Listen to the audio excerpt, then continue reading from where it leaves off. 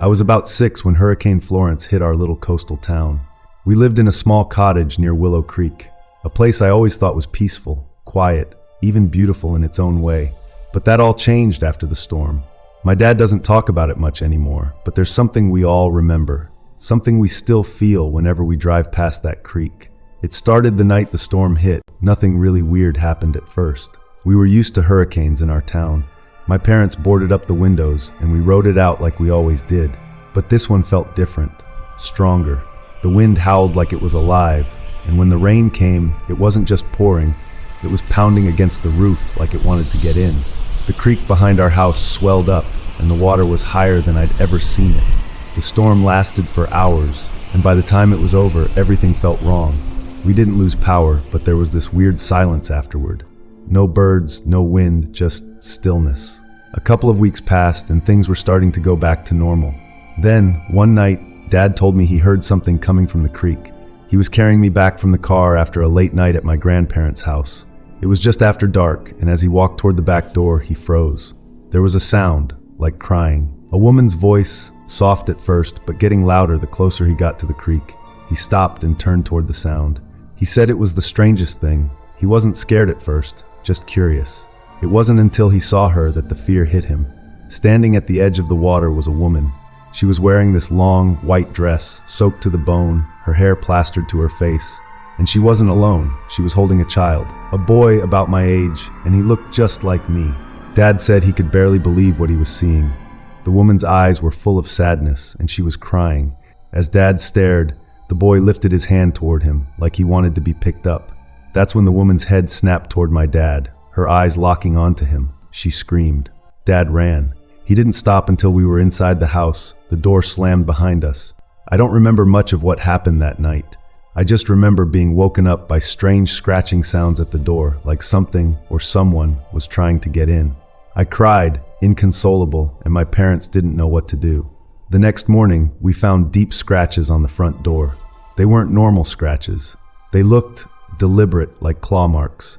Dad never mentioned the woman again, but I knew something had terrified him that night. A few days later, the news broke. A child had gone missing during the storm. They found his body in Willow Creek, drowned. The whole town was in shock, but then the whispers started. People talked about an old legend, about a woman who lost her child in that creek a long time ago. They said her spirit still wandered the waters, searching for children to replace the one she lost. My parents believed the woman we saw was the ghost of that mother, and she'd mistaken me for her own child. We never went near the creek again after that.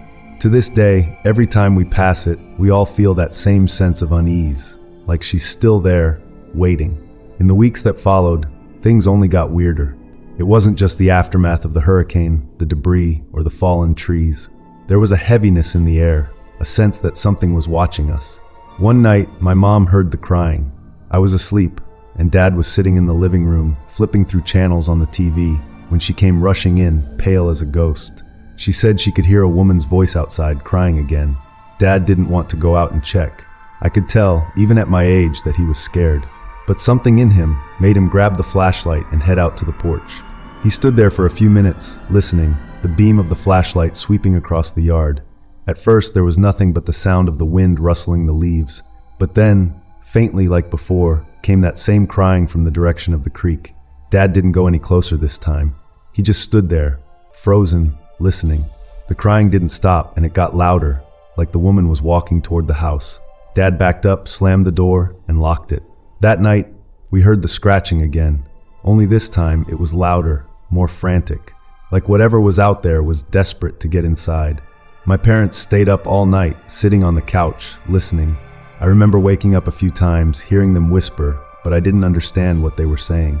When morning came, the scratches were there again, deeper than before. The wood on the door was splintering, and there were bits of it scattered on the porch like something had tried to claw its way in. A few days later, the whole town was buzzing with rumors about the drowned boy. People were saying that there was more to the story, that maybe he hadn't drowned by accident. Some folks believed the boy had been lured into the water by something or someone. That's when the legend of the weeping woman started to spread like wildfire. According to the story, she had lost her child in the creek over a century ago. He had wandered too close to the water and was swept away by the current. The woman was said to have gone mad with grief, spending her days walking up and down the creek, calling out for her son. Eventually, she drowned herself, hoping to join him. But instead of finding peace, her spirit became twisted, filled with a terrible rage. Now she wandered the creek, looking for other children to take. My parents didn't believe in ghosts, at least not before all of this. But after what we experienced, they couldn't deny something was wrong. The last straw came one afternoon when I was playing in the backyard. I was digging in the dirt when I found something strange. An old, rusted locket buried near the creek. It was covered in mud, but when I wiped it off, I could see the outline of a woman and a small child inside, etched into the metal. I ran inside to show my mom, but when I did, the locket suddenly felt ice cold in my hand. That night, my parents decided we had to leave. We packed up and moved to my grandparents' house for a while, just until we could figure out what to do. I never saw the woman again, but I still think about her sometimes, especially when it rains. We stayed with my grandparents for a few months after that.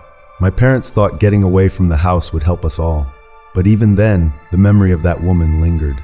I would wake up in the middle of the night, sweating, convinced I heard scratching at the windows, even though we were miles away from Willow Creek. Mom and Dad never really talked about it. I think they didn't want to scare me more than I already was, but I knew they were shaken. There were times when I'd catch them whispering late at night, their faces serious, and they would stop when they realized I was listening. Eventually, we moved back into the cottage. It had been months since the hurricane, and the town had mostly recovered. But even though everything seemed normal, the house felt different. It was colder inside, the shadows seemed longer, and the creek never looked quite the same. I didn't like going near it, and neither did my parents. For a while, things were quiet. We got used to being back, and I started sleeping better. But one night, just as I was drifting off, I heard it again. The crying.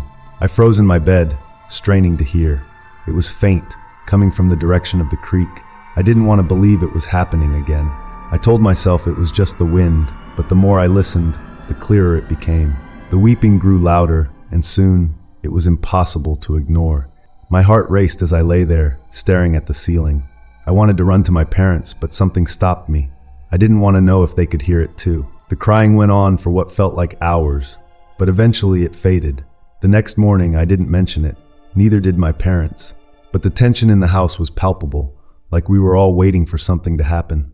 A few days later, I woke up to find Mom staring out the kitchen window. Her face was pale, and she looked like she hadn't slept. When I asked her what was wrong, she hesitated before pointing to the creek. I followed her gaze, and there, standing at the water's edge, was the woman. She was just as I remembered, white dress, drenched, her long hair hanging down her back. And she wasn't alone. The boy was with her again, his hand reaching out toward our house. I couldn't believe what I was seeing. The woman and the boy stood perfectly still by the creek, just staring at the house. I wanted to run, to tell my dad, but I was frozen in place. Mom and I watched in silence for what felt like an eternity. And then, without warning, the woman turned and walked into the water, the boy following closely behind. They didn't stop at the edge of the creek. Instead, they kept walking, sinking deeper until the water covered their heads. It was like they disappeared beneath the surface, without a splash or a sound. Mom grabbed my hand and pulled me away from the window. She didn't say a word, but I could tell she was terrified. We didn't go near the creek after that, not for a long time. I don't think my dad even knew about what we saw. Mom never told him, and I didn't have the courage to bring it up. But things didn't go back to normal. Over the next few weeks, strange things kept happening. We'd hear footsteps outside the house at night, even though there was no one there. Objects would go missing, only to turn up in the most unexpected places, like my toys ending up on the porch or my dad's tools scattered near the creek. It was as if someone or something was playing with us. Then came the final night. I was lying in bed when I heard the crying again, but this time it was closer, much closer.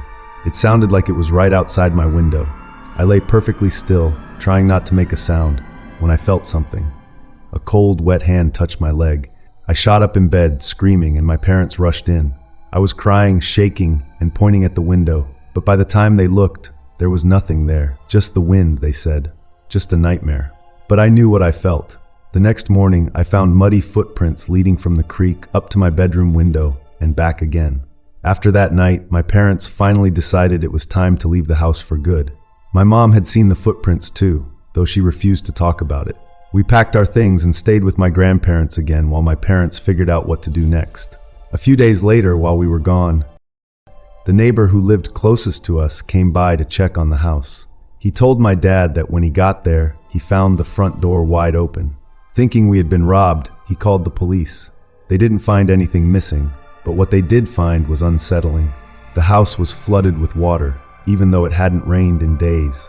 The floors were soaked, and muddy footprints trailed through the house, leading from the back door to my bedroom and then back outside toward the creek. My dad didn't tell me all the details at first. He didn't want to scare me more than I already was, but I overheard him talking to my mom that night. They said it was like someone or something had come back for me. We never went back to the house after that. My parents sold it a few months later, and we moved to a different town far away from Willow Creek. I tried to forget about what happened, but every once in a while, I'd hear stories from the old neighbors. Some said they'd seen strange things near the creek, figures in white standing by the water, whispers in the middle of the night. Others claimed they heard crying when they walked too close to the house. To this day, I don't know what really happened. Maybe it was the ghost of that woman looking for her lost child. Maybe she thought I was him. All I know is that we left just in time, and whatever was haunting Willow Creek is still out there, waiting for the next storm. Before the next story, please subscribe. It was supposed to be a simple evacuation. The hurricane warnings had been all over the news for days, and my family and I decided to leave early to avoid the chaos. We packed up the car, my wife, our 6-year-old daughter Emily, and me, and hit the highway, hoping to make it out before the storm hit. At first, everything was fine. The roads were busy but not too bad, and we were making good time. But then the traffic started to build up. I guess everyone else had the same idea, and soon we were crawling along at a snail's pace. That's when it started to rain. It was just a light drizzle at first, but within minutes it was pouring. The wind picked up, and the sky turned this sickly green color that made everything feel off. I glanced over at my wife, who was nervously checking her phone for updates. Emily was in the back seat, playing with her stuffed bunny, oblivious to how tense things had gotten. We were about halfway to the next town when it happened. Out of nowhere, a police blockade appeared up ahead, forcing all the traffic to take a detour down a narrow 2-lane road. The GPS didn't recognize the route, and there were no signs, but we didn't have a choice. We followed the other cars down the road, hoping it would lead us somewhere safe. About an hour into the detour, we hit a dead stop. The rain was coming down so hard that I could barely see the car in front of us, and the wind was shaking the vehicle like a toy. People were honking, and I could hear a few engines revving, but no one was moving. After sitting there for what felt like an eternity, I made a decision that I still regret. "We can't just stay here," I said to my wife. "We need to find shelter." I scanned the area and noticed a faded sign that barely stood out in the heavy rain. "Rest stop 1 mile." It was old and rusted, but at that point, anything sounded better than being stuck in the car with the storm closing in on us. My wife nodded, and I turned off the highway, heading toward the rest stop. The road to the rest stop was in terrible condition. Potholes filled with muddy water and fallen branches made it hard to navigate. But we finally pulled up to the place. It was an old, abandoned rest area with a couple of rundown buildings and a parking lot that looked like it hadn't seen maintenance in decades. "I guess it'll have to do," I muttered, mostly to myself. We grabbed a few things from the car, flashlights, snacks, blankets, and rushed inside one of the buildings, trying to get out of the rain. The moment we stepped inside, something felt off. The air was heavy, like it hadn't been disturbed in years, and the place was eerily quiet. The main room was empty except for a few old benches and some broken vending machines. There were 3 other families already there, huddled together in the far corner, trying to stay warm. They looked as uneasy as we felt. I set our things down on one of the benches and tried to make Emily comfortable, but she kept fidgeting and looking around like something was bothering her. I figured she was just scared of the storm, so I gave her a flashlight to play with and tried to calm her down. As we settled in, I noticed that one of the other men was staring at me. He was sitting with his wife and 2 kids, but he kept glancing over like he wanted to say something. Eventually, he stood up and walked over. "You shouldn't have stopped here," he said quietly, glancing around the room. "This place, it's not right." I didn't know what to say. It was clear he was serious, but at that moment, I thought maybe he was just stressed out. We were all on edge, after all. "What do you mean?" I asked, trying to keep my voice steady. He hesitated, then pointed to one of the doors at the back of the room. "A long time ago, this place wasn't just a rest stop. There was an accident. A family, they died here. No one talks about it anymore, but the locals know. The bodies were never found."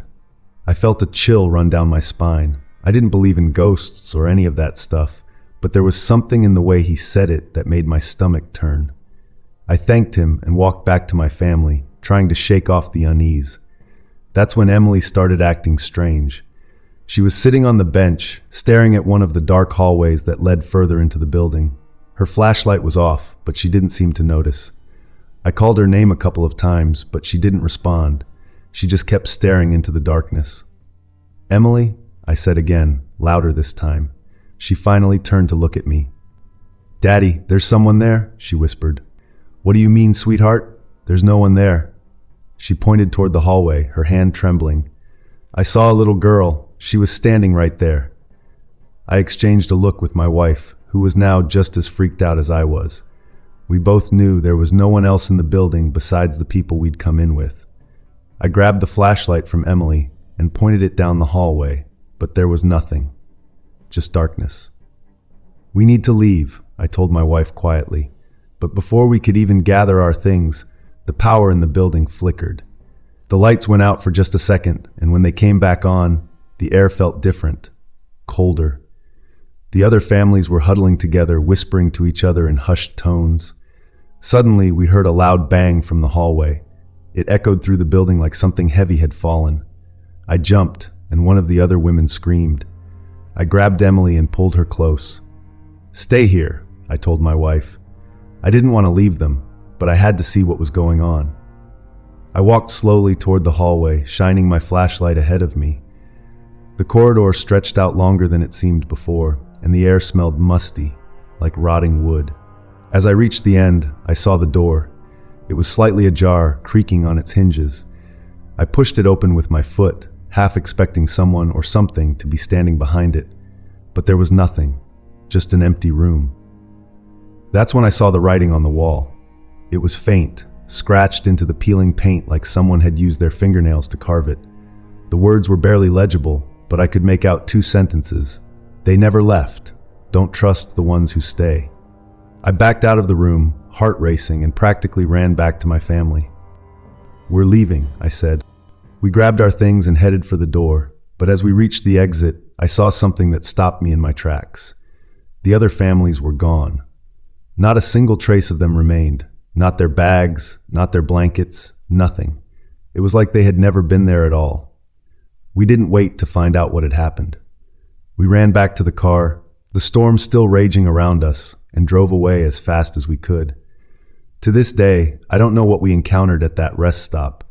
I don't know what happened to the other people who were there, or why Emily saw that little girl. But I do know one thing. We weren't alone that night. Something was there with us, something that wanted us to stay.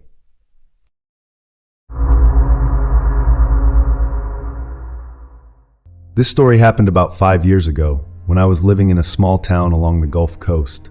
The place was quiet, one of those towns that tourists pass through without even noticing, and that's how most of us liked it. We didn't get a lot of excitement, except when hurricane season rolled around, but we were used to it. People there knew how to board up windows, stock up on water, and hunker down until the storm passed. I'd been through more hurricanes than I could count, but this was different. The storm hit without much warning. We had maybe a day's notice, so there wasn't much time to prepare. I remember watching the news in my living room, the wind already starting to howl outside when the power cut out. It wasn't a big deal. It happens all the time when a storm rolls in. I lit a few candles, checked my phone battery, and figured I'd ride it out like always. But then, at some point in the middle of the night, I woke up. Something was off. The storm was still raging outside, but it was too quiet. I know that doesn't make sense, but it's like the sound was there, but it wasn't reaching me. Like I could feel the wind howling, but it wasn't as loud as it should have been. I got up and looked out the window. Everything was pitch black, but I could see the trees bending, the rain coming down in sheets. It looked like the hurricane was right on top of us. But that's when I noticed the clock on my wall. It was blinking 12, over and over again, like the power had just come back on. Only it hadn't. The candles were still burning, and my phone was dead. No signal. I don't know why, but that blinking clock made my stomach drop. It felt like something was wrong with time itself. I can't explain it, but I had this overwhelming sense that I wasn't supposed to be awake, like I'd interrupted something. I tried to brush it off and went back to bed, but sleep didn't come easily. When I woke up again, it was like déjà vu. The storm was still going strong, the same strange quietness in the air, and the clock, it was blinking 12 again. I remember staring at it, trying to make sense of it. Had I just imagined waking up before? Maybe I was dreaming. But when I checked my phone again, I knew something wasn't right. The battery hadn't drained, it was fully charged. The time was still stuck at 12. It didn't even show the date. I thought maybe the storm had messed with my phone and the power grid, so I went outside to see if anyone else was awake. The street was empty, not unusual in a hurricane, but the eerie quiet had gotten worse. It was like the storm was still raging, but muffled. I couldn't hear the wind as loudly as I should have. It felt wrong. That's when I saw my neighbor Tom standing on his porch. Tom was in his 60s, a tough old guy who'd lived through more hurricanes than anyone. I waved to him, and he just stood there, staring out into the rain. I called his name, but he didn't respond. He didn't even turn his head. It was like he didn't hear me at all. I went over to his house, climbing up his porch steps, and when I got close enough to touch his shoulder, I swear it felt like time itself skipped. 1 second, I was reaching out to him, and the next, I was back in my house, lying in my bed. The sound of the storm was the first thing I noticed again, but it was louder now, almost deafening. I looked at the clock, 12, still blinking. My phone, dead. At this point, I was freaking out. It was like the storm wasn't letting us leave, and the day was stuck on repeat. Each time I woke up, the storm would be in the same exact spot, like it hadn't moved at all. I tried to leave town, but every time I made it to the highway, something strange would happen. Cars would appear out of nowhere, driving in circles, and the trees along the road would twist and bend in ways that didn't seem natural. And no matter how far I drove, I would end up right back at my front door. This went on for what felt like days. I stopped counting after the third reset. Every time the storm would start, I'd wake up at midnight with the power out and the clock blinking. But on the last night, something changed. I woke up again to the storm, but this time the wind wasn't muffled. It was roaring louder than I'd ever heard it, shaking the whole house.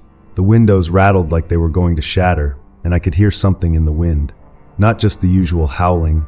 It was like voices, hundreds of voices, all whispering at once. I ran outside, hoping to find someone, anyone, to tell me what the hell was happening. But the town was empty, completely abandoned. No Tom, no other neighbors, just nothing. I ran back to my house, and as I slammed the door behind me, the clock on the wall started to spin. Not blink, but spin. Faster and faster until the hands were just a blur. That's when I realized it wasn't just the storm that was trapping us. Something else had taken hold of the town. It was like we were stuck in some kind of time loop, reliving the hurricane over and over, but each time it would get worse, darker. I'm not sure what broke the loop. Maybe it was just dumb luck. But eventually, after what felt like weeks of being trapped, I woke up to a perfectly calm morning. The sky was clear, the power was back on, and the clock finally stopped blinking. But I know it's not over. I don't know how, but I feel like whatever was in that storm is still watching, waiting, and I have no idea when it's going to start again.